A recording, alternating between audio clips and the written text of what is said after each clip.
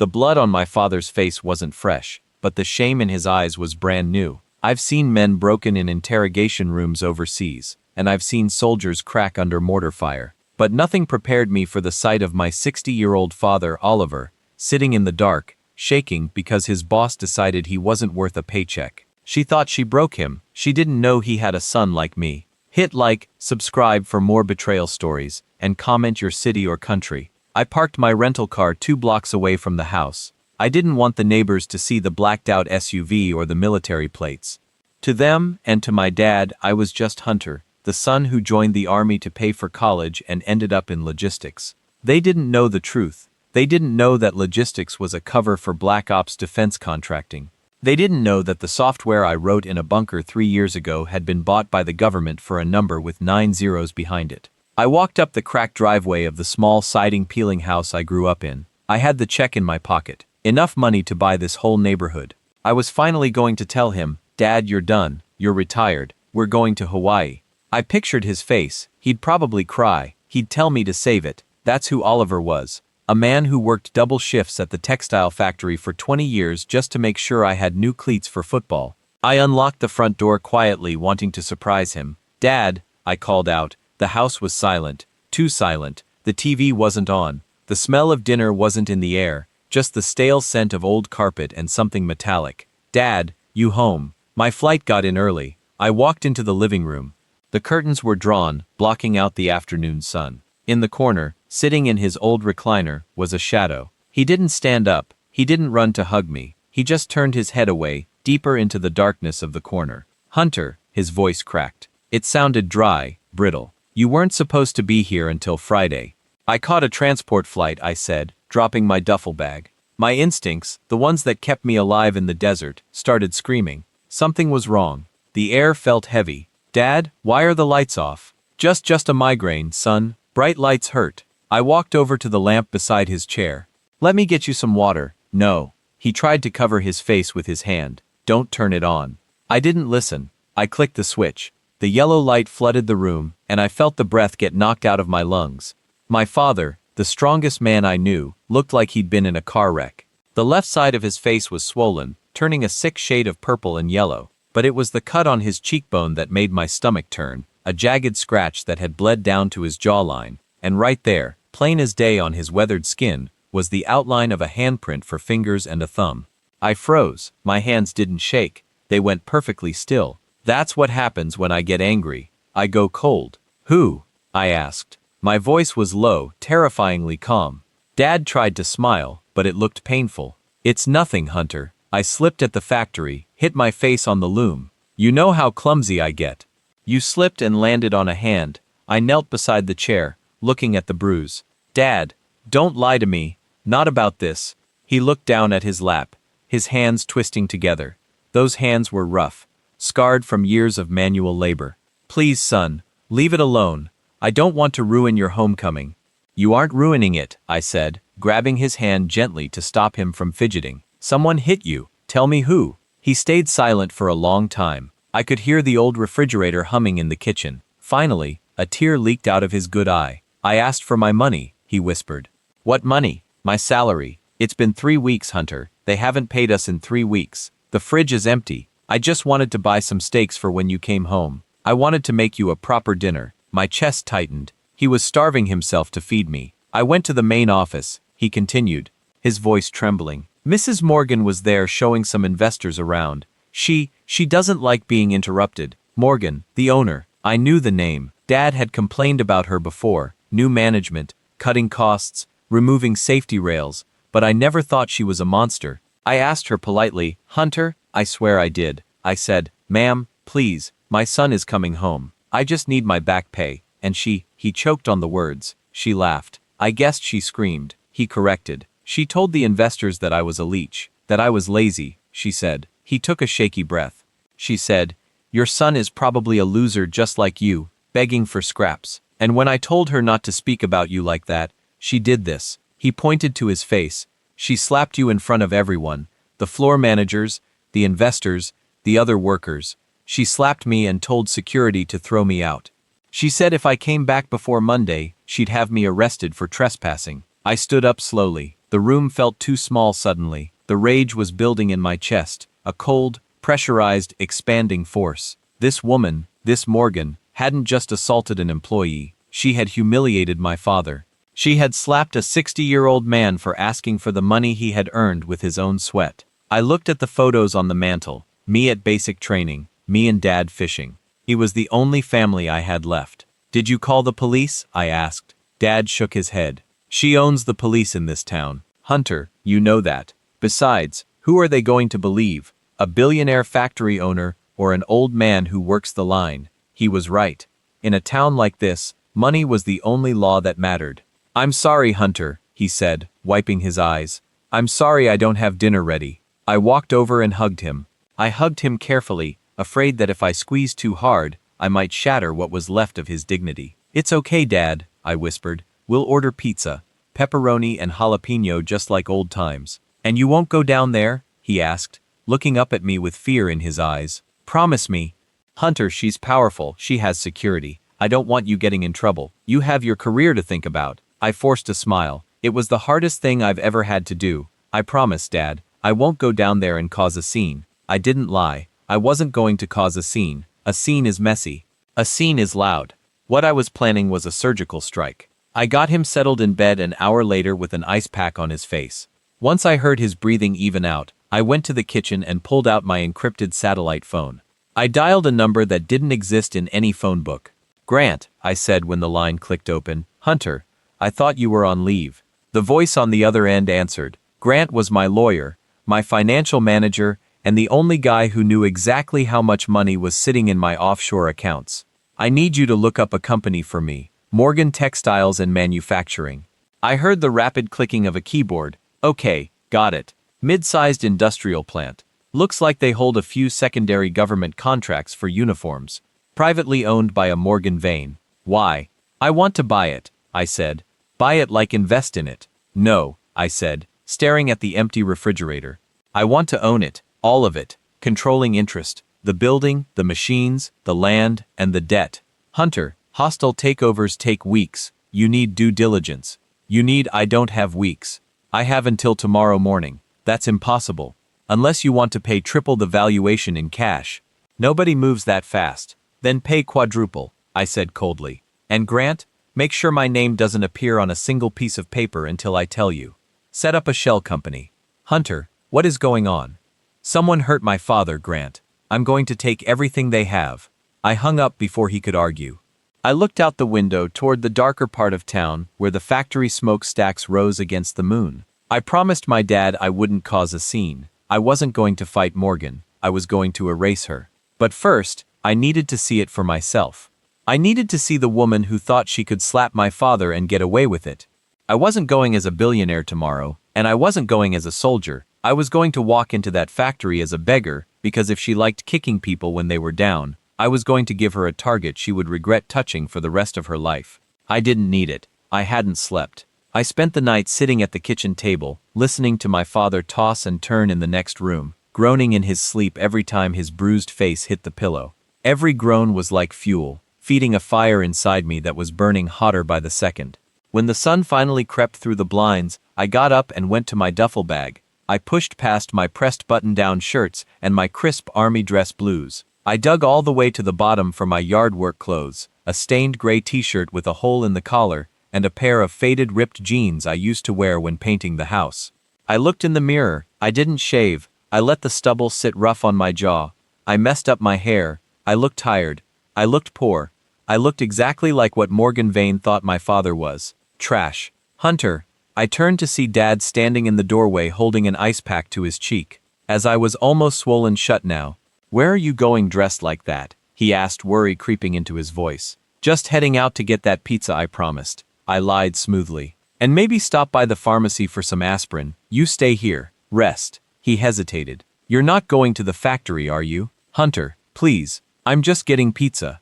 Dad, relax. I grabbed his keys to his old rusted Ford truck. I couldn't take my rental. A beggar doesn't drive a 2025 SUV. The truck sputtered to life, coughing black smoke. I drove it straight toward the industrial district. The factory loomed ahead, a massive gray concrete beast, surrounded by barbed wire fences. Morgan Textiles. The sign was shiny and new, while the workers trudging through the gates looked exhausted and gray. I parked across the street and watched. I saw expensive cars pulling into the reserved lot. A sleek red convertible whipped past me, splashing mud onto the sidewalk. The license plate read, "Boss Lady." That had to be her. I waited 5 minutes, then crossed the street. I walked with my head down, shoulders slumped, mimicking the posture of a man who had given up. I walked right past the security booth. The guard, a heavy-set guy playing on his phone, barely looked up. "Employee entrance around back, buddy." "I'm here to see Mrs. Morgan," I mumbled. "Yeah, you and half the city. Do you have an appointment?" "No, I'm Oliver's son. I'm here for his check." The guard snorted. "Oliver, the old guy who got slapped yesterday. Man, you got some nerve coming back here. She's in a mood today. Record profits. Apparently she's giving a speech on the floor. Can I just go in and wait?" He waved his hand dismissively. "Whatever. Just stay out of the way. If she sees you, it's my ass." I walked inside. The noise hit me first. The deafening clatter of looms and sewing machines. The air was thick with cotton dust. It was hot. Suffocatingly hot. No air conditioning for the workers, I noticed. I made my way to the center of the floor. Production had stopped. The machines were idling. A crowd of about 200 workers stood in a semicircle, heads bowed.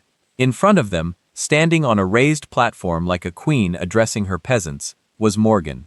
She was younger than I expected, maybe 40, wearing a white designer suit that cost more than my dad made in 5 years. She held a microphone, her voice echoing through the cavernous space. "We have hit 20 million in revenue this quarter," she shouted. A few managers clapped. The workers stayed silent.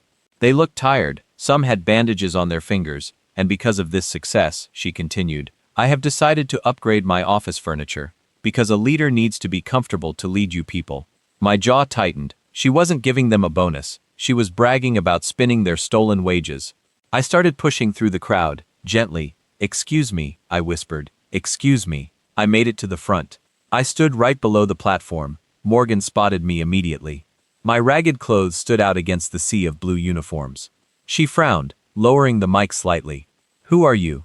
"Delivery boy, use the back door." The factory went silent. Every eye turned to me. I looked up at her. I didn't blink. "I'm not the delivery boy. I'm Oliver's son." A gasp rippled through the crowd. They knew who Oliver was. They knew what she did to him. Morgan's eyes narrowed. A cruel smile curled on her red lips. She raised the microphone again, broadcasting her next words to everyone. "Oh, the sun," she laughed, a sharp, piercing sound. "Ladies and gentlemen, look, the apple doesn't fall far from the tree. Your father came begging yesterday, and now you're here.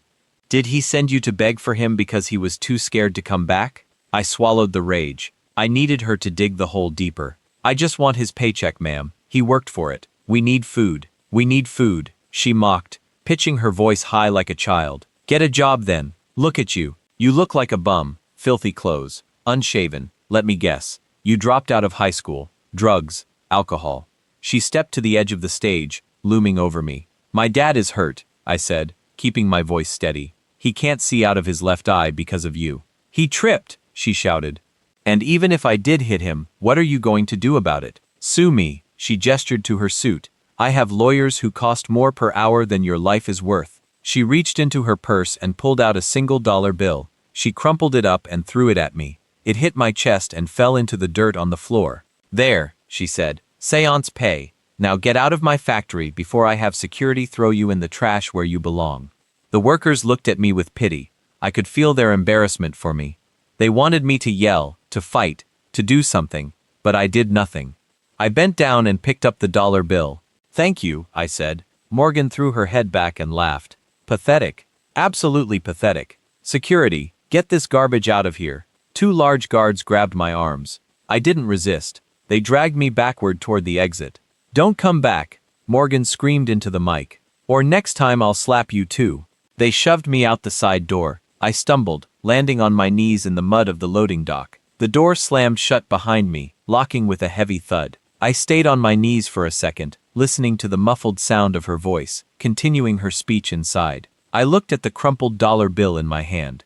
I smoothed it out, then I stood up. I brushed the mud off my knees. I wasn't hunched over anymore. I stood to my full height, 6'2". I rolled my shoulders back. The beggar facade vanished. The soldier was back. I walked to my rusty truck, pulled out my satellite phone, and hit speed dial. "Grant," I said. "Where are we?" "I'm at the bank right now, Hunter." Grant's voice came through, tense. "The wire transfer is ready, but are you sure? The price is absurd. She wants $40 million for the controlling stake. It's valued at 10. Pay her 50. I said 50, Hunter. That's I want it done in the next 10 minutes, Grant. I want the electronic signature on my phone before she finishes her speech. Consider it done. But Hunter, what did she do to you? I looked at the factory at the boss lady car parked in the front. She gave me $1, I said. So, I'm going to buy her world. I hung up. I leaned against the truck and watched the digital clock on my phone screen. 10:14 a.m. She was still the owner. 10:15 a.m. I waited. 10:19 a.m. My phone buzzed. A single notification. Transaction complete. Asset acquired. Morgan Textiles and Manufacturing. 100% ownership transfer confirmed. I stared at the screen. A cold, dark smile touched my lips for the first time in 2 days. I wasn't a beggar anymore. I was her boss. And I wasn't leaving. I sat in the rusted truck, the engine cold, staring at the notification on my phone screen. Asset acquired. It was just text, pixels on glass, but it felt heavier than a loaded rifle. $50 million gone in a blink. Most people would vomit if they spent that kind of money in 4 minutes. I just felt calm. It was the same calm I felt before kicking down a door in a raid. The point of no return. I looked at the factory. Nothing had changed on the outside. The gray walls were still gray. The barbed wire was still sharp. Smoke still poured from the vents. Inside, Morgan was probably still on that stage, high on her own power, holding that microphone like a scepter. She had no idea that the ground beneath her feet had just shifted. She had no idea she was standing in my building now. My phone rang. It was Grant. "It's done," he said, sounding breathless. "The funds cleared. Her bank just sent the confirmation. You officially own the global holding group, which owns the factory. Congratulations. I guess you just bought a sweatshop for the price of a private island." "Thanks, Grant. Now I need phase 2. Hunter, slow down. You just spent 50 mil. Phase 2 usually involves lawyers, audits, a transition team. I don't have a transition team. I have you. I need you to get into her payroll system. Now that's illegal if I hack it," Grant warned. "I own the company, Grant." "It's not hacking. It's an administrative audit. I'm giving you permission. Get in there. I want to know why my dad wasn't paid. Give me 5 minutes." I hung up and watched the factory gates. A delivery truck rumbled out. The driver looked miserable. I wondered how many of them were like my dad. Working hard, keeping their heads down, terrified of losing the little they had. My phone buzzed again. It wasn't Grant, it was Dad. I hesitated. If I answered, he'd hear the edge in my voice. He'd know I wasn't buying pizza. But if I didn't answer, he'd worry. "Hey, Dad." I answered, forcing my voice to sound light. "Hunter, where are you? The pizza place is only 10 minutes away. You've been gone an hour." "There was a line," I lied. "And I ran into an old friend. Just catching up. I'll be back soon." "Okay, just be careful. I have a bad feeling, son." "My chest feels tight." "I'm fine, Dad. Eat some crackers. I'm coming home." I felt a pang of guilt. He was at home hurt and scared while I was sitting outside his nightmare preparing to burn it down. Grant called back. "Hunter, you're not going to believe this. Try me. I'm in the payroll ledger. The general account, the one for the floor workers, is empty. Zero balance. She's bankrupt." "No," Grant said, his voice dropping an octave. "That's the thing. The company is profitable. But 3 weeks ago, $2 million was transferred from the payroll account into a miscellaneous assets fund." "What kind of assets?" I tracked the transfer. It went to a dealership in Miami, a luxury yacht broker, and a custom car import service. I looked across the street at the red convertible with the boss lady plate. "She stole their salaries to buy toys," I said. The rage flared up again, hot and sharp. "She didn't pay my dad so she could buy a car. It gets worse, Hunter. I'm looking at the pension fund, the retirement savings for employees with over 10 years of service. It's supposed to be in a locked trust. Is it there? It's draining. $10,000 a week siphoned out into an offshore shell company in the Caymans. She's been doing this for 2 years. She's bleeding them dry. Hunter, if this factory closes, these people won't just be unemployed. They'll be destitute. Their retirement is gone." I gripped the steering wheel so hard the leather creaked. This wasn't just about a slap anymore. This was theft on a massive scale. This was destroying lives. My dad had worked here for 20 years. He was counting on that pension. Give me the proof. I ordered hard copies, everything. I can email it to you, but no. I need you here in person. Bring the papers. And Grant, bring the termination notice. For who? For the CEO. Hunter, you can't just walk in and fire her. She has a contract. She'll sue. We need cause. She stole the pension fund. That's cause. That's a felony. Just get here. I hung up and checked the time. 10:45 a.m. Suddenly, the side door of the factory flew open, the same door I'd been thrown out of. A man in a suit stumbled out, holding a box of personal belongings. He looked shaken. I recognized him. It was Mr. Henderson, the floor manager. A decent guy usually. I rolled down my window. Henderson, I called out. He jumped, looking around wildly. He saw me in the beat-up truck and squinted. Hunter, is that you? Oliver's kid. I nodded. What happened? He walked over, wiping sweat from his forehead. She fired me just now in front of everyone. Why? Because I asked her about the overtime pay. She lost it. She said I was conspiring with your father. She said she's cleaning house. Anyone who questions her is gone. He looked at the factory with fear. She's on a rampage. Hunter, she's calling your dad right now. She's got him on speakerphone in the main office. What? My blood ran cold. She's calling him to officially fire him. She wants the whole office to hear her do it. I didn't say another word. I didn't wait for Grant. I threw the truck into gear, tires screeching as I peeled out of the spot. I didn't drive home. I drove toward the main gate. The security guard stepped out, holding up his hand. Hey, you can't. I didn't stop. I gunned the engine. The old Ford roared, slamming through the wooden arm of the gate, splintering it into pieces. I skidded to a halt right in front of the glass doors of the main lobby. I jumped out. I was still wearing my ragged clothes. I still looked like a beggar, but I wasn't moving like one. I was moving like a soldier clearing a room. I burst through the lobby doors. The receptionist gasped, "Sir, you can't be in here." I ignored her. I could hear Morgan's voice coming from down the hall. "Pathetic old man, do you hear me, Oliver? You're finished." I sprinted toward the sound. I reached the double mahogany doors of the CEO's office. I didn't knock. I kicked them open. The wood cracked. The doors swung wide, banging against the walls. The room froze. Morgan was sitting behind a massive glass desk, her feet propped up. A phone was on the desk, the speaker light blinking green. Several executives were sitting on the couches looking uncomfortable. Morgan dropped her feet. What the hell? Security. I ignored her. I looked at the phone. "Dad," I shouted. "Dad, hang up the phone." "Hunter." My dad's voice came through the speaker, tiny and terrified. "Hunter, what's happening?" she said. "I'm fired." She said, "I lost my pension." "You haven't lost anything," I said, walking toward the desk. Morgan stood up, her face twisting in fury. "You, the beggar. How did you get in here? I'm going to have you arrested. I'm going to have you and your father thrown in a cell." She reached for the phone to cut the call. "Don't touch it," I warned. My voice was low, but it carried across the room like a gunshot. She froze, her hand hovering over the receiver. For the first time, she looked at me. Really looked at me. She saw the way I was standing. She saw the look in my eyes. It wasn't the look of a desperate son anymore. "Who do you think you are?" she hissed. "I'm the guy who's going to ruin your day," I said. I reached into my pocket. Not for a weapon, for my phone. "Dad," I said to the speakerphone. "Stay on the line. I want you to hear this. Get out." Morgan shrieked. "Security. Where is security?" Two large guards burst into the room behind me, batons drawn. "Grab him," Morgan screamed, pointing a manicured finger at my face. "Break his legs if you have to. Just get him out." The guards lunged. I didn't flinch. I turned to face them. "Stop," I commanded. It wasn't a shout, it was an order.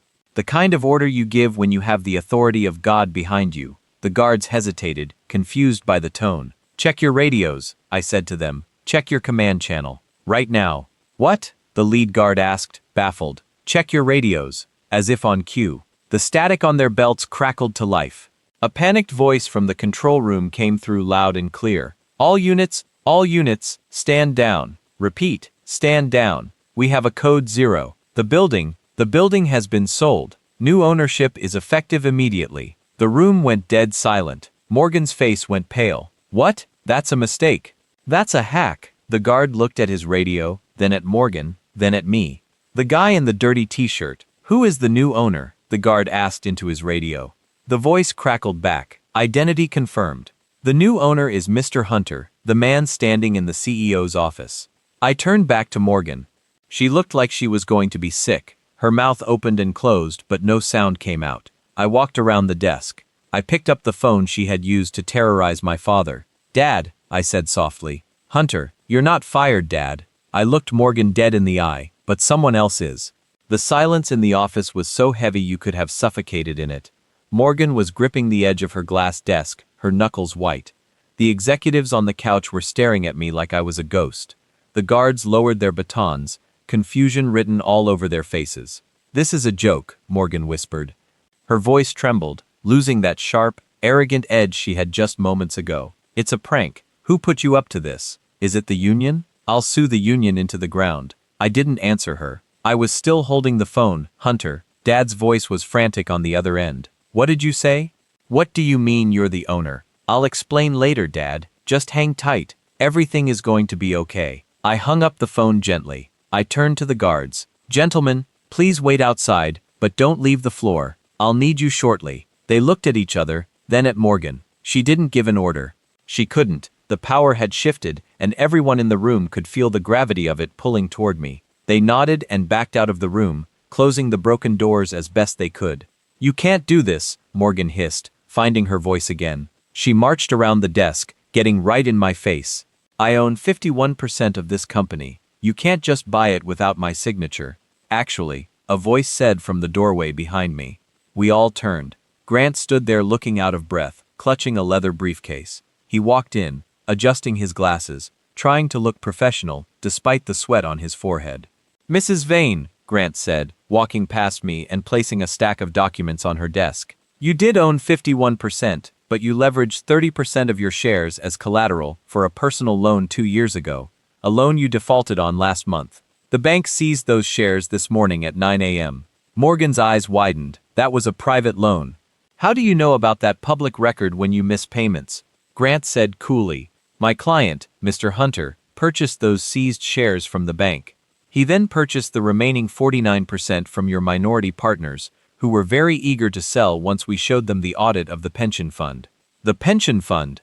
Morgan's face went from pale to gray. She took a step back, hitting her chair. "Sit down," I said. She didn't argue. She collapsed into the chair. "Get out," I told the executives on the couch. "All of you go to your offices and wait. If I find out any of you knew about the missing money, you're going to prison with her." They scrambled out of the room like rats fleeing a sinking ship. Grant closed the door and locked it. "Okay, Hunter, we own the building, but we have a bigger problem." "What?" I asked, looking at Morgan, who is now staring at her hands, trembling. "The money isn't just missing," Grant said, opening a file. "It's gone spent. The $2 million for payroll gone. The pension fund, there's less than $5,000 left in it. If we don't put cash back in by Friday, checks will bounce. The workers will riot." I looked at Morgan. "Where is it?" She looked up, defiance flashing in her eyes for a second. "I invested it. It's tied up. I can't just get it back." "You bought a yacht," I said, "and a convertible, and God knows what else." "I was going to pay it back," she shouted, slamming her hand on the desk. "I was just borrowing it. The company had a bad quarter last year. I needed to maintain my lifestyle. I have an image to uphold." "Your image?" I laughed, a harsh, dry sound. "My dad was eating ramen noodles for a month because you needed to maintain your image." I walked over to the window that overlooked the factory floor. I could see the workers down there standing around confused. They knew something was happening. They just didn't know what. "Grant," I said, not turning around. "How much liquid cash do I have access to right now after the purchase?" "Maybe 10 million in the operational account." "What?" "Transfer 5 million into the payroll account. Immediate disbursement. Pay everyone their back wages today." "Now Hunter, that's your personal money. You'll never see that back. Do it. And the pension. Replenish it. Every cent she stole with interest." Morgan gasped. "You have that kind of money? Who are you? You look like a bum." I turned back to her. I walked over and placed my hands on the desk, leaning in close. "I'm a ghost, Morgan. That's what they call my unit. We didn't exist. Our budget didn't exist. But our results did. I made my money building systems that catch people like terrorists and warlords, people who think they're untouchable." I picked up the nameplate on her desk that read Morgan Vane CEO. I tossed it into the trash can. And you know what the difference is between you and a warlord? I asked. She shook her head terrified. Nothing, I said. You just use a pen instead of a gun. Are you firing me? She whispered. No, I said. Grant looked at me surprised. Hunter, firing you is too easy, I said to Morgan. If I fire you, you walk away, you claim unemployment, you spin a story about how you were pushed out. I pulled a chair over and sat down across from her. You're going to stay right here. You're going to keep your title for exactly 24 hours. Why? She asked, suspicious. Because tomorrow is the annual shareholder meeting, I said. The one you invited all those investors to. The one where you were going to brag about your record profits. Yes, you're still going to give that speech, I said. But you're going to make a few changes to the script. I won't do it, she spat. I won't help you humiliate me. You have two choices, I said, leaning back. Option A. Grant here hands the file on the pension theft to the FBI right now. You leave this office in handcuffs in front of your employees. You go to federal prison for 20 years for embezzlement and fraud. She swallowed hard. And option B. Option B, you get on that stage tomorrow. You introduce the new owner and you publicly resign. You tell them you're stepping down for personal reasons. You walk away quietly. No prison, no handcuffs. She looked at Grant, then at the file, then at me. She was calculating. She was a survivor. She thought she saw a way out. Fine, she said, her voice shaky. I'll resign. I'll do the speech. Good choice, I said. I stood up. Grant, draft the resignation letter. Make it sound touching. I walked to the door. Where are you going? Grant asked. I have to go home, I said. I have to change. Change? I can't introduce myself as the new owner looking like this, I said, gesturing to my dirty clothes. And I have a promise to keep. I told my dad I wouldn't cause a scene. I looked back at Morgan one last time. Get some rest, Morgan. You have a big day tomorrow. I walked out. As I headed down the hall, I felt a vibration in my pocket. I pulled out the phone. It was a text from an unknown number. Hunter, it's Clara, Morgan's assistant. I heard everything through the door. Be careful. She keeps a second set of books. The ones Grant found aren't the real ones. She's hiding something bigger. I stopped walking. A second set of books. I looked back at the CEO's office. Morgan was on her cell phone, whispering frantically. She wasn't calling a lawyer. She was looking at a safe hidden behind a painting on the wall. I smiled grimly. Option B was never real.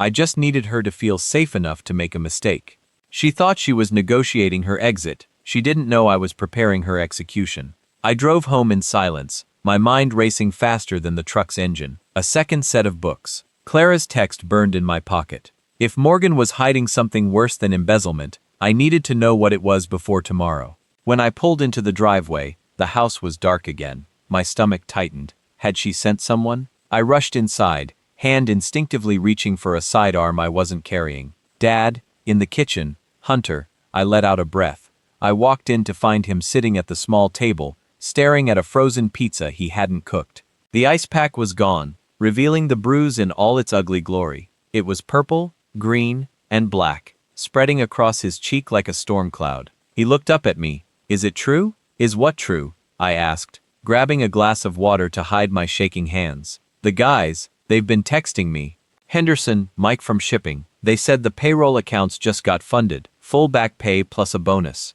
He stared at me, his good eye wide with disbelief. They said a hunter bought the factory. They said you walked into her office and didn't come out in handcuffs. I sat down opposite him. I couldn't lie anymore. Not about this. It's true, Dad. How? He whispered. We barely made rent last month. Where did you get millions of dollars? Did you do something illegal? Tell me you didn't steal it, Hunter. I'd rather starve than eat stolen bread. I reached across the table and took his rough hands in mine.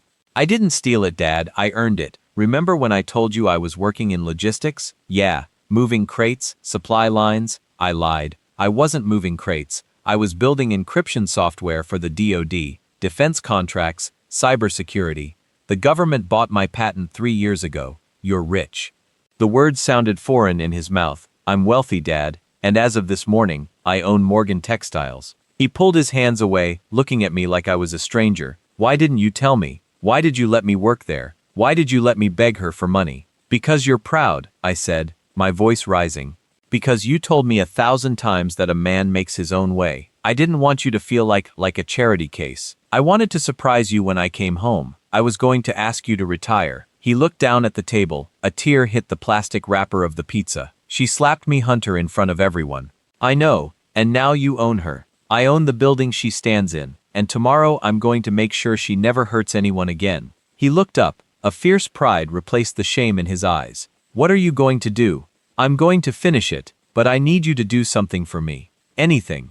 I need you to come with me tomorrow. Put on your best suit, the blue one. I want you standing right next to me when I take the stage." He nodded slowly. "Okay, I'll be there." The next morning, the atmosphere was different. I didn't wear the rags. I showered, shaved, and opened the garment bag I had brought with me.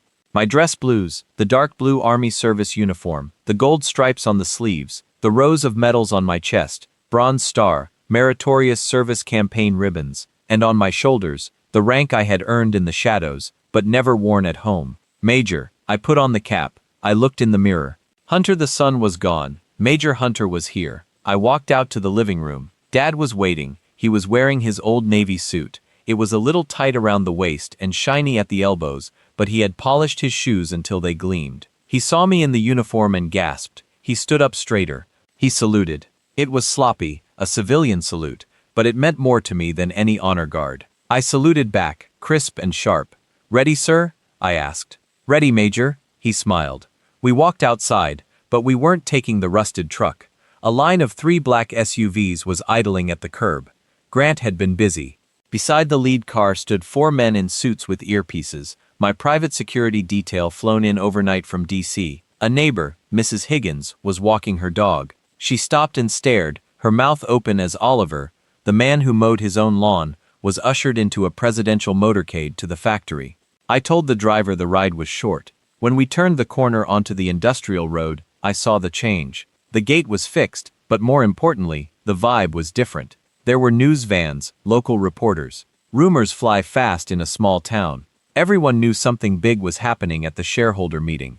The convoy rolled up to the entrance. The security guards, the same ones who had sneered at me yesterday, snapped to attention. They didn't know who was in the car, but they knew power when they saw it. The driver opened my door. I stepped out. The medals on my chest caught the morning sun. A hush fell over the crowd of workers gathered outside for their smoke break. They saw the uniform. They saw the face. "It's Hunter," someone whispered. "Ole's kid."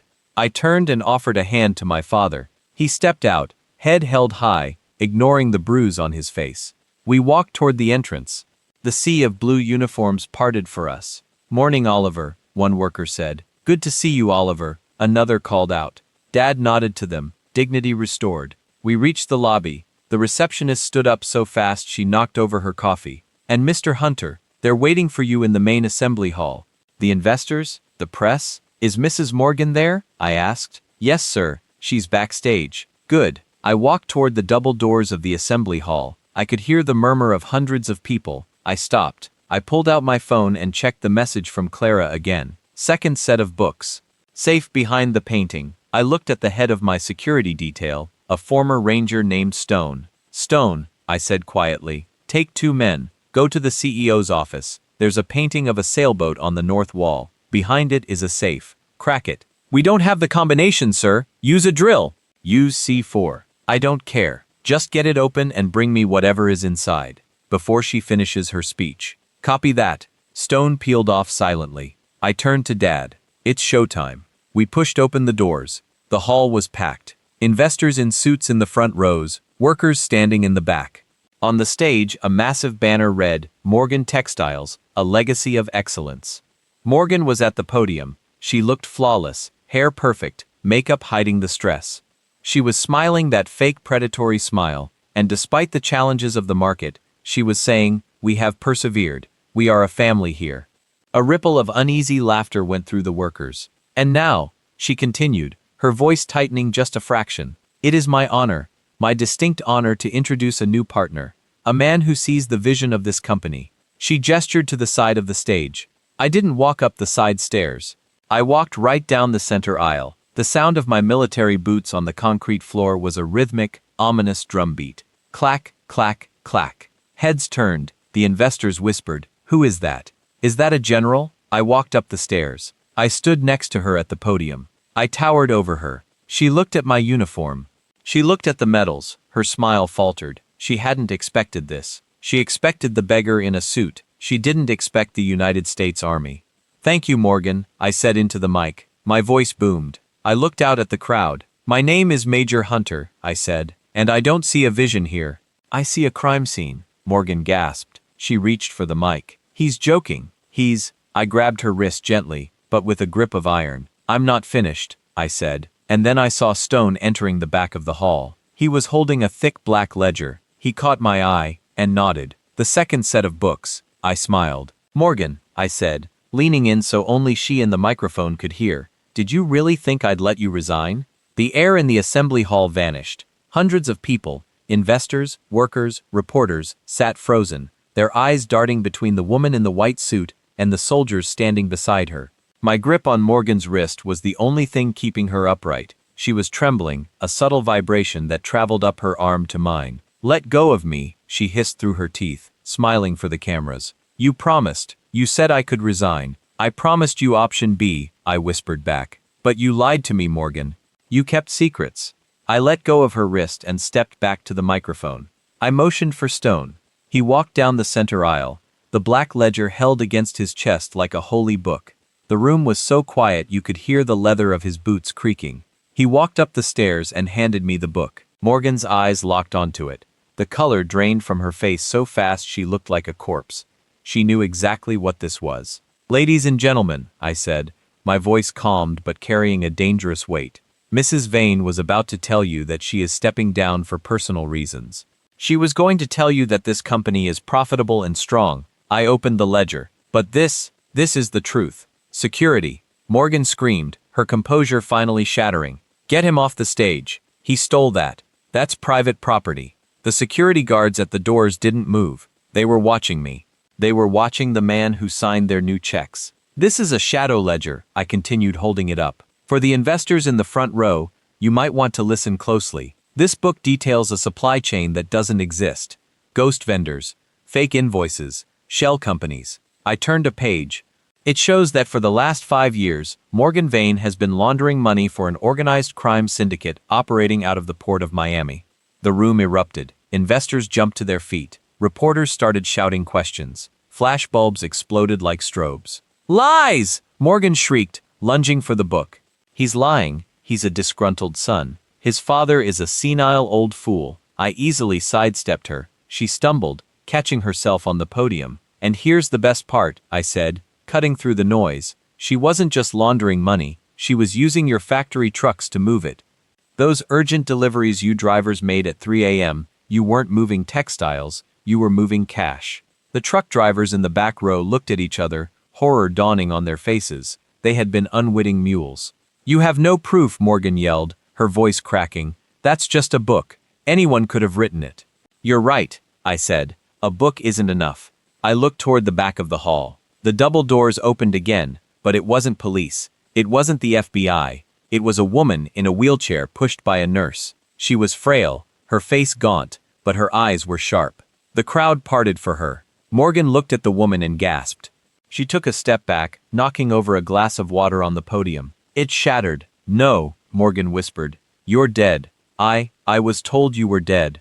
I spoke into the mic. "Everyone, please welcome Mrs. Eliza Vance, the original owner of this factory, the woman Morgan claimed to have bought out 10 years ago." Eliza didn't need a microphone. Her voice was weak, but in the silent hall, it carried like a bell. "She didn't buy me out," Eliza said, pointing a shaking finger at Morgan. "She forged my signature. She committed me to a care facility and paid the doctors to keep me sedated. She stole my life." The crowd gasped. This wasn't just corporate fraud anymore. This was evil. "I found her," I said, looking at the investors. "My team located her 3 hours ago in a private sanitarium 3 counties over. We showed the doctors the audit. They were very eager to release her once they realized they were accomplices to kidnapping." Morgan looked around wildly. She was trapped. The investors were looking at her with disgust. The workers were looking at her with hatred. "You set up," she muttered. Then her eyes snapped to something or someone in the front row. A man in a gray suit stood up slowly. He hadn't said a word the whole time.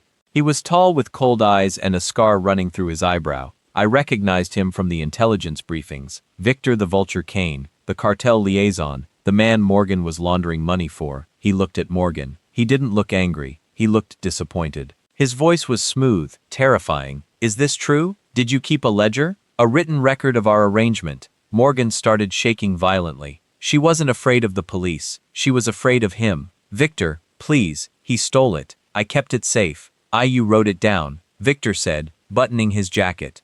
Rule number 1, Morgan, never write it down. He turned to leave. Stop him, I ordered. My security team moved to block the aisle, but Victor's own men, 3 huge bodyguards, stepped in their way. Major Hunter, Victor said, pausing. You're a soldier. You know when a battle is lost.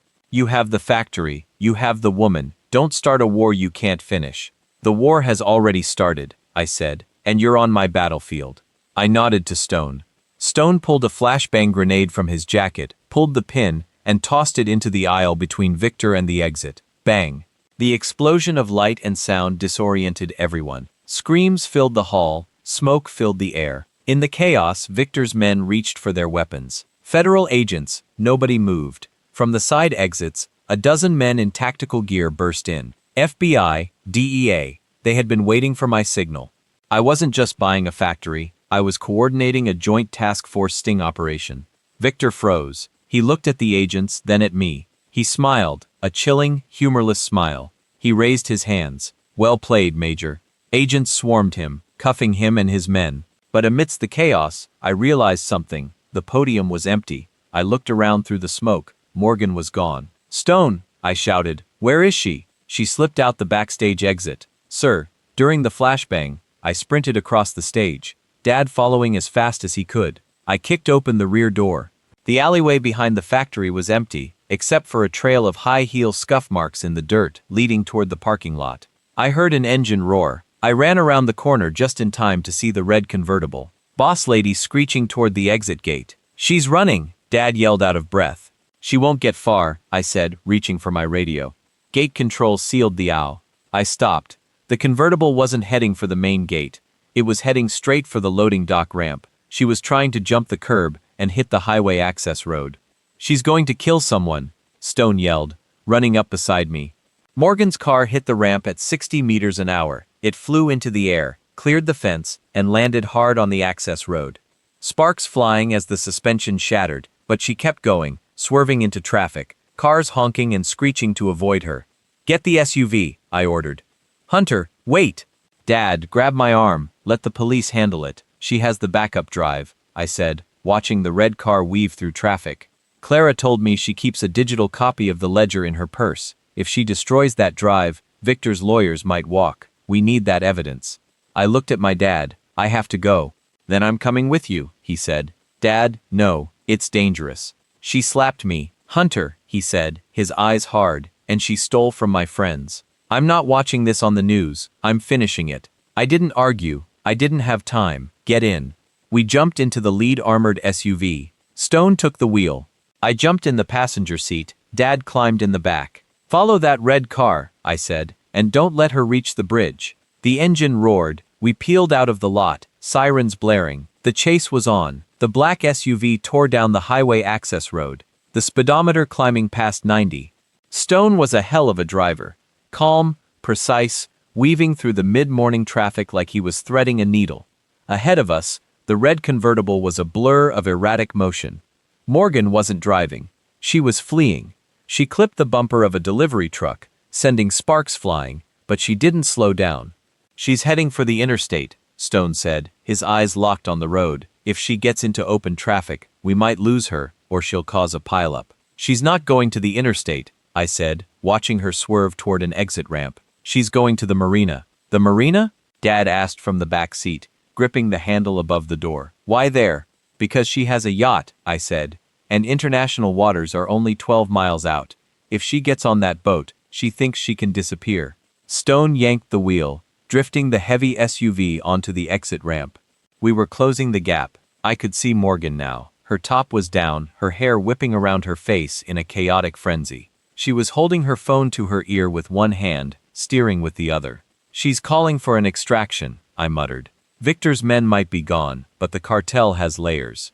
We can't let her reach the water, I can pit her, Stone said. Spin her out. No, I said, too much civilian traffic. We do this clean. We roared through the city streets, running red lights, the siren clearing the path. We were 2 blocks from the marina entrance when Morgan made a mistake. She tried to take a sharp turn onto the dock road too fast, the convertible fishtailed, tires screaming against the asphalt. She overcorrected, slamming into a row of parked construction barrels. The car spun 180 degrees and came to a halt in a cloud of orange plastic and dust. Now! I shouted. Stone slammed the brakes, sliding the SUV sideways to block the road. I was out of the door before we stopped moving. Stay here, Dad, I yelled. I drew my sidearm, a tactical polymer pistol I kept in the glove box, not to shoot, but to control. Morgan was scrambling out of the wrecked convertible. She stumbled, falling onto the pavement, clutching her designer purse like a lifeline. She looked up and saw me. Stay back, she screamed, backing away toward the water's edge. I'll throw it. I swear I'll throw it. She held the purse over the railing. Below her, the dark, oily water of the harbor churned. There's a digital drive in there, isn't there? I said, walking slowly toward her, gun lowered but ready. The backup of the ledger, the one that proves everything. You ruined my life, she sobbed, her makeup running in black streaks down her face. I built this empire. I did what I had to do. You didn't build anything, I said, stepping closer. You stole it from Eliza. You stole it from my dad. You stole it from every worker who trusted you. They're sheep, she spat. They need a shepherd. I gave them jobs. You gave them crumbs while you ate the cake. Don't come any closer. She leaned dangerously over the railing. I'll drop it. Then you have nothing. No proof against Victor's bosses. No proof against me. I stopped. She was right. Without that drive, the physical ledger might not be enough. Lawyers could argue it was forged. We needed the digital metadata. What do you want, Morgan? I asked. I want a plane, she said, her chest heaving. I want a flight to Switzerland and $5 million wired to an account. Do that and I give you the drive. You're in no position to negotiate. I am holding the evidence, she shrieked. Suddenly, a voice came from behind me. Morgan, it wasn't me. It was Dad. I turned. He had gotten out of the car. He was walking past the police line that was just forming down the street. He looked tired, but he wasn't looking at the ground anymore. Dad, get back, I warned. No, he said. He walked right past me. He walked until he was 10 feet from her. Oliver, Morgan blinked, confused. Get away from me, you pathetic old man. I'm not pathetic, Dad said softly. I raised a son who turned out to be a hero. What did you raise, Morgan? Just a bank account. Shut up, you slapped me, Dad said. You humiliated me and for a moment I believed you. I believed I was worthless. He took another step. Stay back. She dangled the purse further over the water. Go ahead, Dad said. Drop it. I froze. Dad, what are you doing? Drop it, Dad repeated, his voice gaining strength. Throw it in the ocean. Destroy the evidence. Maybe you'll stay out of prison for a few months. Maybe a year. He looked her dead in the eye. But you'll still be you. You'll still be the woman who stole from a sick old lady. You'll still be the coward who hit a man who couldn't hit back. And no amount of money in Switzerland will ever change that. Morgan's hand trembled. She looked at the water. She looked at Dad for the first time. Her arrogance cracked. She wasn't facing a billionaire or a soldier. She was facing the man she thought was nothing, and he was standing taller than her. She stammered. Give it to me, Morgan, Dad said, holding out his hand. Not for Hunter, not for the police, for your own soul. Do one decent thing before it ends. The sirens were getting louder. Police cars were boxing us in. A helicopter chopped the air overhead. Morgan looked at the purse. She looked at Dad's open, calloused hand, the hand of a worker. She let out a sob, a broken, ugly sound. She slumped against the railing. Slowly, she lowered the purse. She didn't drop it in the water. She tossed it onto the pavement at Dad's feet. I hate you, she whispered. I know, Dad said. He picked up the purse, hands in the air. Get on the ground now. Officers swarmed the area. Stone moved in, zip-tying Morgan's hands behind her back. She didn't fight. She just stared at the ground, defeated. I walked over to Dad. He was holding the purse, looking at the police lights reflecting off the water. You okay? I asked. He handed me the purse. I think I'm ready for that pizza now. I smiled, putting a hand on his shoulder. Pepperoni and jalapeno. We watched as they loaded Morgan into the back of a squad car. She looked small. The boss lady was gone. But as the car drove away, my phone rang. It wasn't Grant. It wasn't Stone. It was a blocked number. I answered it. "This is Major Hunter." "Major," a distorted voice said. It sounded mechanical, cold. "You made quite a mess today. Victor is in custody. Morgan is in custody. You have the ledger." "Who is this?" I asked, signaling Stone to trace the call. "You won the battle," the voice said, "but you took something that belongs to us. That drive contains more than just financial records. It contains names. Names of people much higher than Victor." "Good," I said. "I look forward to meeting them." "You don't meet these people, Major. You just disappear." "Is that a threat?" "It's a forecast. Enjoy your victory lap. It will be short." The line went dead. I looked at the phone, then I looked at the purse in my hand. Dad noticed my expression. "What's wrong? Is it over?" I looked at him, the bruise on his face, the relief in his eyes. He thought the war was won. He thought the bad guys were in jail. "Yeah, Dad," I lied, slipping the phone into my pocket. "It's over." But as we walked back to the SUV, I gripped the purse tighter.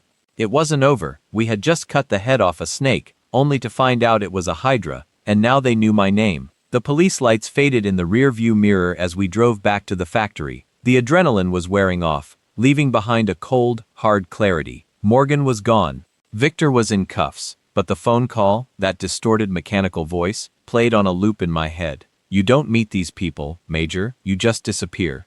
I looked at the purse sitting on the center console. Inside was the digital drive, the nuclear football of this entire operation.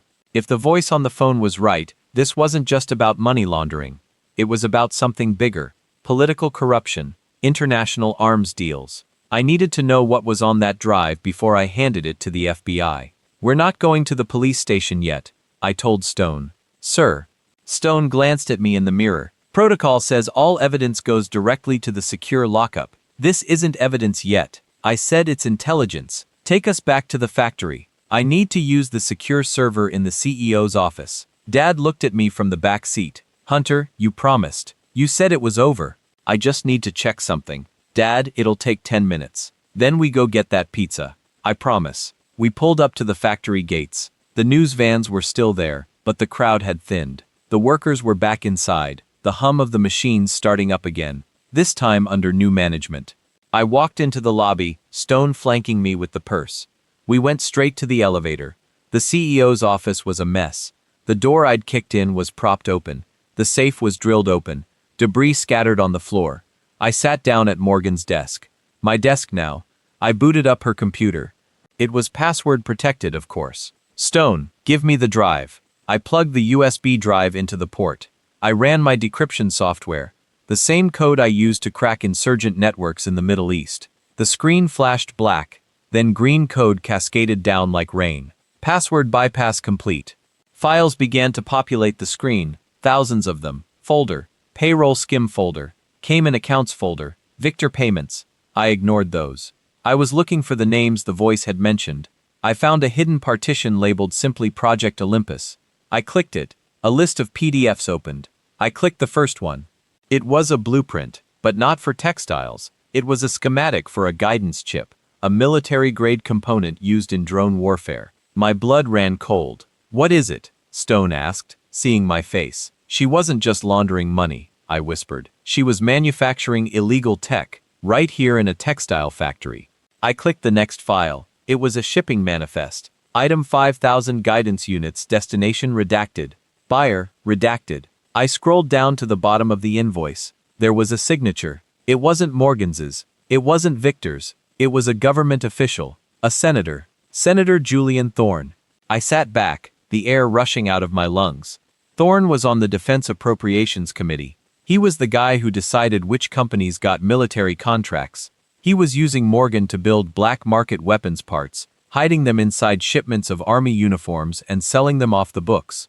"This goes all the way to DC," I said. Suddenly, the fire alarm blared. "Whoop, whoop, whoop, fire!" Dad asked, looking around nervously. "No," Stone said, drawing his weapon. "That's not a fire alarm. That's the building lockdown protocol." The heavy steel shutters on the windows slammed down automatically.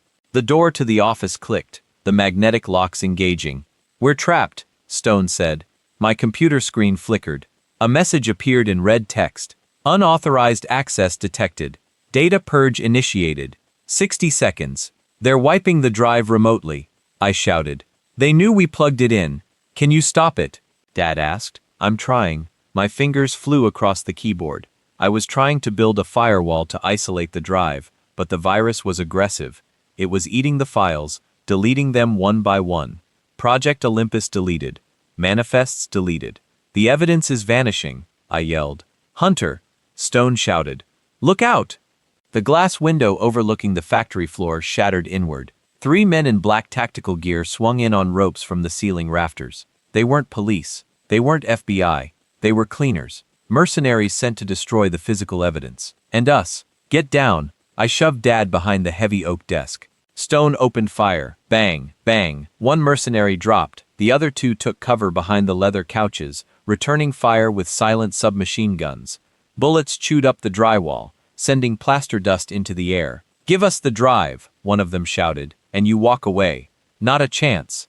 I yelled back, pulling my own pistol. I looked at the computer screen. Data purge. 80% complete. I need 10 seconds. I yelled to Stone. I can save the core file. You don't have 10 seconds. Stone fired a suppression burst. They're flanking. I looked at the drive. If I pulled it out now, the data might corrupt. If I left it in, the virus would erase it. I had to make a choice. Save the file or save my team. A bullet struck the monitor, shattering the screen. Sparks flew. Hunter! Dad screamed. One of the mercenaries vaulted over the couch, aiming his weapon right at my father.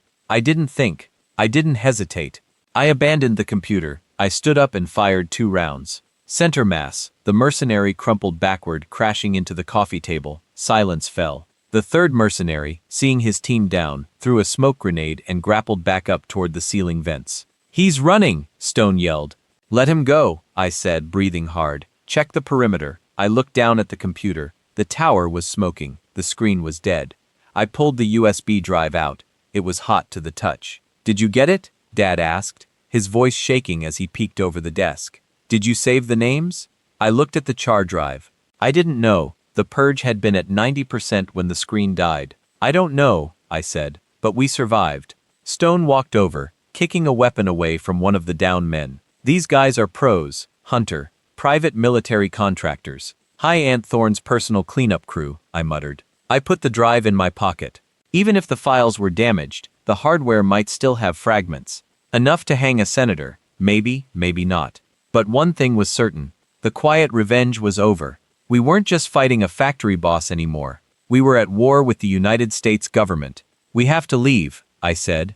Now, this building isn't safe. Where do we go? Dad asked. Home? No, I said. Home is the first place they'll look. We're going underground. I grabbed my phone. It had no signal. The building was jammed. Stone, get us to the extraction point. Plan Charlie. Plan Charlie. Stone raised an eyebrow.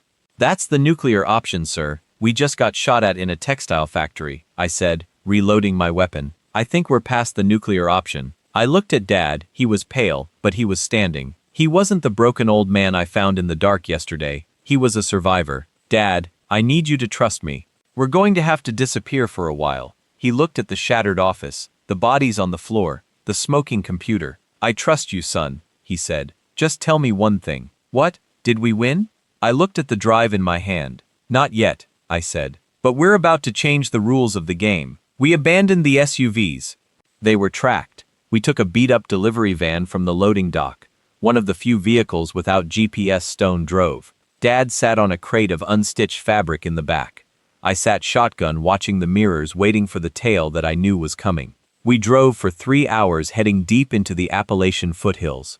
Plan Charlie was an old safe house I'd bought under a shell company years ago. A hunting cabin completely off the grid. No internet, no cell towers, just trees and silence. When we finally parked, the sun was setting, painting the sky a bruised purple that reminded me of Dad's face. Are we safe here? Dad asked, climbing out of the van stiffly. For now, I said. Son will set up a perimeter. I need to check the drive. Inside the cabin, I pulled out my field laptop, a ruggedized military-spec machine shielded against EMPs and viruses. I plugged in the charred USB drive. My heart hammered against my ribs. If the data was gone, we were fugitives with no leverage. Senator Thorne would paint us as terrorists who attacked a factory. We'd be hunted down and silenced. I ran the recovery diagnostic. Scanning Sector 1 corrupted. Scanning Sector 2 corrupted. Come on, I whispered. Scanning Sector 3 recoverable. I let out a breath I didn't know I was holding. The main database was fried, but the cache, the temporary files, was intact. I opened the folder. It wasn't the blueprints. It wasn't the shipping manifest. It was audio files, voice memos. Morgan, it turned out, was paranoid. She had recorded every meeting, every phone call. I clicked on a file dated 2 days ago. Morgan's voice. Senator, I can't do it. The audit is coming up if they look at the inventory. Senator Thorne's voice. You'll do what you're told, Morgan. Or do you want your son to find out about your little gambling problem in Vegas? Or maybe we should tell him about the hit and run in 1998. I froze. Morgan didn't have a son. I looked at Dad. He was making coffee in the small kitchenette, his hands trembling slightly. I clicked another file. Morgan, he's back. Oliver's son, he's asking questions. Thorne, handle it. Break the father. The son will leave. Morgan, I already slapped the old man. I humiliated him. But Hunter, he's different. He scares me. Thorne, he's a soldier. Soldiers follow orders. If he gets in the way, activate the asset. Morgan, which asset? Thorne, his lawyer. Grant, my blood turned to ice. Grant who had handled the money transfer. Grant who knew where we were. Grant who I had trusted with my life and my fortune. Grant is the mole, I whispered. What? Stone asked, walking in from the porch. Thorne owns Grant. That's how they knew we were at the factory. That's how they knew to wipe the drive. Grant gave them the access codes. My phone, my satellite phone, the only one that worked out here, buzzed. It was a text from Grant. Hunter, I know you're at the cabin. Thorne has a drone in the air. You have 5 minutes. I stared at the screen. Was he warning me or mocking me? Then a second text. I'm sorry, they have my daughter. Check the basement. Stone, I shouted. Basement now. Stone kicked open the cellar door. We rushed down the wooden stairs, weapons drawn. It wasn't a trap. It was a server rack. This cabin. Stone looked around. This isn't just a safe house, is it? It's a relay node, I realized. I built this place to bounce signals. Grant knew that. He knew I'd come here. On top of the server rack sat a single file folder. It wasn't digital. It was paper. I opened it. It was a resignation letter. Grant's resignation. And underneath it, a handwritten note. Asterisk Hunter, I can't undo what I did. I gave them the codes, but I didn't give them the key. The encryption key for the guidance chips is biometric. They need Morgan's fingerprint or yours. They are bringing Morgan here. They broke her out of police transport an hour ago. They think you have the master key. They're coming to kill us all. G asterisk. They broke her out. Dad's voice came from the top of the stairs. Morgan is coming here. They're bringing her to unlock the system, I said, and then they're going to burn this place to the ground with us inside. I heard the sound then, the low thrum of a helicopter rotor. They're early, Stone said. Get Dad to the bunker, I ordered. No, Dad said. He walked down the stairs. He looked calm, strange calm. I'm tired of running Hunter. I'm tired of hiding in basement. Dad, this is a kill team. Let them come, Dad said. You said we needed leverage. If Morgan is with them, she's our leverage. The helicopter noise grew deafening. Dust fell from the ceiling rafters. They're landing in the clearing, Stone reported, looking at a tactical monitor on his wrist. 6 hostiles, 1 VIP. It's Morgan. Kill the lights, I said. The cabin went pitch black. We waited in the dark. The silence of the forest returned, heavier than before. Then the crunch of boots on gravel. Hunter, Morgan's voice screamed from outside. She sounded terrified. Hunter, please. They're going to kill me. Open the door. Don't listen, I whispered. It's bait. We know you're in there, Major. A new voice, a commander. Senator Thorne sends his regards. Send out the girl in the drive and we'll make it quick. I looked at Stone. He nodded. We knew the play. Dad, I whispered. Stay here. No, Dad said. He picked up a flare gun from the emergency kit on the wall. I have a job to do. Before I could stop him, Dad walked up the stairs. He kicked the front door open. Dad! I screamed. Dad stood in the doorway, silhouetted by the moonlight. He raised the flare gun. Hey! He shouted at the shadows. You looking for the boss? Fire! The commander shouted. But Dad didn't fire at them. He fired straight up into the air. Whoosh! The red flare turned the night into blood. It hung in the sky, illuminating the clearing. And in that light, we saw them. 6 mercenaries and Morgan on her knees, a gun to her head. But the flare revealed something else. Hundreds of silver eyes reflecting in the trees. Wolves? No cameras? Dad had activated the perimeter surveillance system, but he'd routed it. "I'm live streaming," Dad yelled, holding up his phone. "To YouTube, to Facebook, to the news. 2 million people are watching this right now." The mercenaries froze. They looked at the flare, then at the phone. They were black ops. They couldn't operate in the light. "Abort," the commander screamed. "We are burned. Abort." They shoved Morgan to the ground and sprinted back toward the helicopter. They couldn't be seen executing civilians on a live stream. The helicopter roared to life, lifting off in a panic, leaving Morgan behind in the dirt. I ran out onto the porch. Stone followed, covering the retreat. Morgan was sobbing in the grass, her white suit ruined, her hands bound. Dad walked down the steps. He lowered the flare gun. He looked at his phone. "0 viewers," he muttered. "I couldn't get a signal." I looked at him. "You bluffed them. I played poker with you for 20 years, he grinned shakily. "I know how to bluff." I looked at Morgan. She looked up at us. She was shivering. "Broken. Help me," she whispered. "Please, they'll come back." I walked over to her. I cut the zip ties on her wrists with my knife. She rubbed her wrists, looking at me with fear. "Thank you." "Don't thank me," I said. I pulled her to her feet. "You have a choice, Morgan. You can run into those woods. Maybe you make it. Maybe Thorne finds you," or she asked. "Or you come inside. You sit in front of that camera, and when we actually get a signal, you tell the world everything. You name Thorne. You name the buyers. You burn the whole house down." She looked at the dark woods. She looked at Dad, the man she had slapped who had just saved her life with a lie. "He was going to kill me," she whispered. "Thorne, he signed the order." "Yes," I said. She looked at Dad. "I'm sorry, Oliver." Dad didn't smile. He just nodded. "Make it right." She took a deep breath. The arrogance was gone. The fear was gone. All that was left was cold, hard resolve. "Give me the microphone," she said. "I'm ready to talk." The live stream went out at dawn. We didn't use YouTube. We used a ghost frequency hijacking the emergency broadcast signal for the tri-state area. It was Stone's idea. "If we're going to burn it down," he said, "let's make sure everyone smells the smoke." Morgan sat in a wooden chair in the middle of the cabin living room. The morning light filtered through the dusty windows, illuminating her face. She looked stripped down, no makeup, hair messy, wearing one of Dad's oversized flannel shirts because her white suit was torn. She didn't look like a CEO. She looked human. I stood behind the camera. Dad sat on the couch, arms crossed, watching.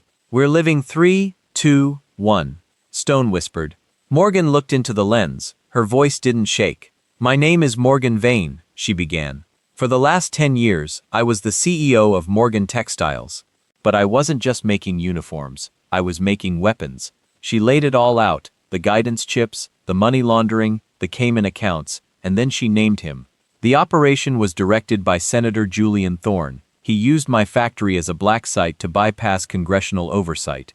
He threatened my life. He threatened my employees. She paused, looking off camera at Dad, and I let him. I became a monster to survive a monster. I hurt good people. I hurt Oliver, and for that, I will spend the rest of my life in prison. But I won't go alone. Thorne is coming with me. She held up the charred USB drive, the one I thought was useless.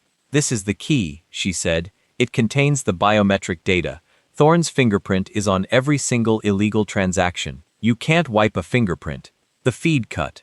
Silence filled the cabin. "It's done," I said. Morgan slumped in the chair, exhaling a breath. She seemed to have been holding for a decade. "What happens now?" "Now," Stone said, checking his perimeter sensors, "we wait for the cavalry." But the cavalry that arrived wasn't mercenaries. It was the National Guard. Within an hour, for transport helicopters touched down in the clearing.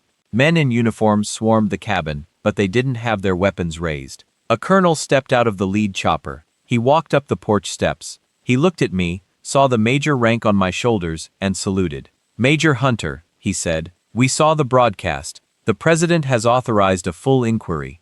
Senator Thorne was arrested 10 minutes ago at his estate in D.C., attempting to flee the country. I returned the salute and the hostiles. The mercenary team was intercepted. They're in custody." The colonel looked at Morgan. "Mrs. Vane, you're coming with us. Protective custody until the trial." Morgan stood up. She walked to the door. She stopped in front of Dad. "Oliver," she said, "I know an apology doesn't fix your face or the way I treated you." "No," Dad said, "it doesn't." "I signed the deed over," she said quietly. Before the broadcast, I transferred my remaining assets, the legal ones, to the factory trust. The workers own it now. All of it. Dad looked surprised. Why? Because a boss should pay her debts, she said. She walked out to the helicopter flanked by soldiers. She didn't look back. 1 month later, the factory was humming, but the sound was different. It wasn't the frantic, terrified pace of before. It was steady rhythm.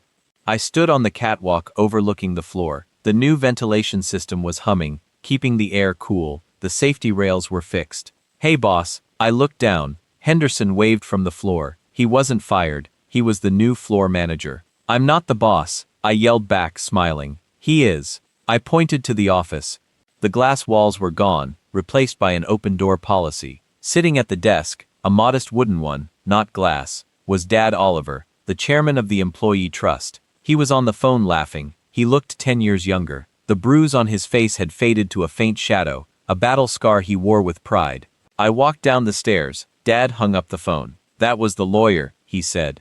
The class action suit against Thorne's estate settled. Every worker is getting a payout. Plus, the pension is fully restored. And Grant? I asked. Dad's smile faded slightly. Grant took a plea deal. 5 years. He testified against Thorne. He sent a letter, said he's sorry, he saved us in the end. I said with that note, people are complicated, Hunter, Dad said. Good people do bad things when they're scared. Bad people do good things when they're cornered. He stood up and walked over to the window. You leaving soon? He asked. My leave is up, I said. The army wants me back. They offered me a promotion. Colonel, they want me to run a new unit. Anti-corruption. Fitting, Dad chuckled. But I'm not taking it, I said. Dad turned around. What? Why? It's your life, Hunter. No, I said this is my life. I'm retiring, Dad. I'm done with wars. I'm done with shadows. So, what are you going to do? Run a textile factory, maybe? I shrugged. Or maybe I'll finally take you to Hawaii. You still owe me that pizza, by the way. Dad laughed. Hawaii sounds good. But first, he reached into his drawer and pulled out an envelope. This came for you from the prison. It's from Morgan. I took the envelope. It was heavy. She's facing 20 years, Dad said. But she wanted you to have this. I opened it. Inside was a single photo. Old faded Polaroid. It was a picture of 3 people standing in front of this very factory 30 years ago. One was a young Morgan looking hopeful, one was my father, young and strong, and the third was a woman I recognized instantly. My mother, she knew. Mom? I asked, stunned. Len sighed. He sat on the edge of the desk. That's the part of the story I never told you. Hunter, the part Morgan kept secret until the end. What part? Morgan and your mother were best friends in high school, Dad said. They both applied for a scholarship to design school. There was only one spot. I looked at the photo. They looked happy. Your mother won it, Dad said. Morgan didn't. Your mother went on to meet me. We had you. Morgan stayed here. She got bitter. She got hard. She married rich, took over the factory, and she spent 30 years hating us for the life she thought we stole from her. So, the slap. I realized it wasn't about the salary. No, Dad said softly. It was jealousy. She saw me, poor, struggling, but happy with my son. And she hated that she had all the money in the world, but no one to share it with. I looked at the photo again. I turned it over. On the back, in shaky handwriting, Morgan had written, I wanted to break you, Oliver, because you had the one thing I couldn't buy, a legacy. I put the photo in my pocket. She was right. I said she couldn't buy it. I looked at my dad, the man who stood up to a billionaire, the man who saved a life with a flare gun. Come on, Dad, I said, let's go home. We walked out of the factory together. The sun was shining. The workers were singing over the noise of the machines. And for the first time in a long time, the world felt clean. The flight to Hawaii was booked for Friday. Dad was packing his suitcase with the excitement of a kid on Christmas morning. He bought 3 different floral shirts and a pair of sunglasses that were far too large for his face.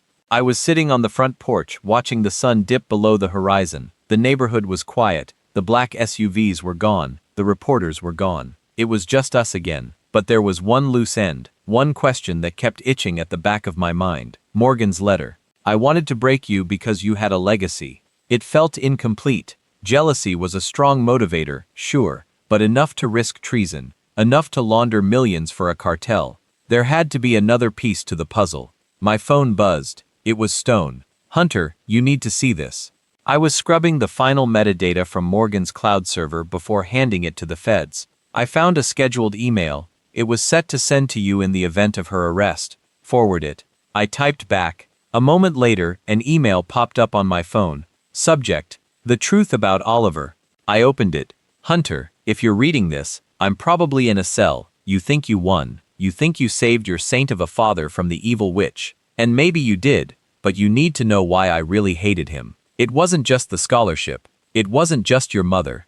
30 years ago, when the factory was failing, your father didn't just work the line, he was the foreman. And one night, there was an accident, a chemical spill. To save the company from bankruptcy, the old owners needed a scapegoat. They needed someone to sign the safety logs to take the blame for the negligence. Your father refused. He was noble, right? Always noble. But because he refused to sign, the insurance didn't pay out. The factory laid off 500 people that winter. My father was one of them. He lost his job, then his house, then his life to a bottle of whiskey. I didn't slap Oliver because he was poor. I slapped him because his integrity cost my family everything. I spent my whole life building this empire to prove that I could save the workers he abandoned. I became a monster to fix his mistake. Ask him, Hunter. Ask him about the winter of '95. Morgan and I stared at the screen. My hands went cold. The winter of '95. I was 5 years old. I remembered we moved houses that year. I remember Dad crying at the kitchen table. I stood up and walked back into the house. Dad was holding up a Hawaiian shirt, grinning. What do you think? Too much orange. Dad, I said quietly. He saw my face. The smile dropped. What is it? Is it the trial? No, I said, it's about 1995, the chemical spill. Dad went still. The color drained from his face faster than it had when Morgan slapped him. He slowly lowered the shirt. Who told you about that? Morgan left a letter. I said. She said, you refused to sign the logs. She said 500 people lost their jobs because of it, including her father. Dad sat down on the edge of the couch. He looked old, older than I'd ever seen him. Is it true? I asked. Yes, he whispered. It's true. Why didn't you tell me? Because it's complicated, Hunter. The owners wanted me to lie. They wanted me to say the safety checks were done when they weren't. If I signed those logs, yes, the insurance would have paid out. The factory would have stayed open, but if I signed them, Dad looked up, his eyes wet. I would have been covering up a leak that was poisoning the groundwater. The runoff was going into the elementary school's water supply. I froze. The school? I asked. My school? Your school? Dad nodded. And Morgan's little sister's school too. If I had signed those papers just to save the jobs, I would have poisoned an entire generation of children, so I refused. I blew the whistle. The factory shut down. People lost their livelihoods. People despised me for it. He drew in an unsteady breath. Morgan's father lost his job. Yes, but his daughter, Morgan's sister, never got sick. You never got sick. I traded 500 jobs for 500 lives. And I've carried the weight of those layoffs every single day since. I looked at him carefully. Morgan never knew. She thought you were stubborn. She thought you were self-righteous. She had no idea you were actually a hero. She hated you for saving her sister, I said. She never knew, Dad said quietly.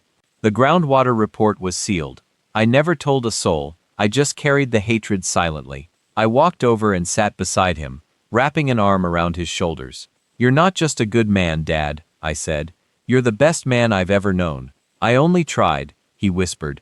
I just tried to do what was right. You did. And now we're going to fix what's left. I took out my phone. What are you doing? Dad asked. Sending a message, I said. To Morgan's lawyer, I typed out, tell Morgan the truth about 1995. Send her the sealed groundwater report. Let her know the man she hated actually saved her sister's life. Sent, I said. Now the war is truly over. Dad glanced at the suitcase. So Hawaii? I smiled. Hawaii. We spent 2 weeks on the island together. Dad attempted surfing terribly and ate enough shrimp to feed an entire battalion. He laughed more during those 14 days than he had in the past 14 years combined. When we returned home, we visited the prison. Morgan sat across from us behind the glass partition, looking different now in her orange jumpsuit. The anger drained from her expression, replaced by something lighter. She picked up the phone. I read the report, she said softly, her eyes rimmed with red. I know, Dad said. You saved my sister's life, she whispered, and I slapped you for it. You were in pain, Dad said gently. Pain blinds us sometimes, Morgan. I forgive you. She pressed her hand flat against the glass. Dad pressed his own hand against the other side. Thank you, Oliver, she mouthed silently. We walked out of the prison into the bright afternoon sunlight. So, Dad said, sliding on his oversized sunglasses. What's the plan now, Colonel? I mean, civilian, Hunter? I looked toward the factory in the distance, smoke still rising from its stacks. Clean smoke this time. I think I'm going to write a book, I said. About what? About a factory owner, a billionaire soldier's son, and the man who taught them both what honor actually means. Dad laughed and clapped me on the back. Well, make sure you mention the pizza. I will, Dad. I will.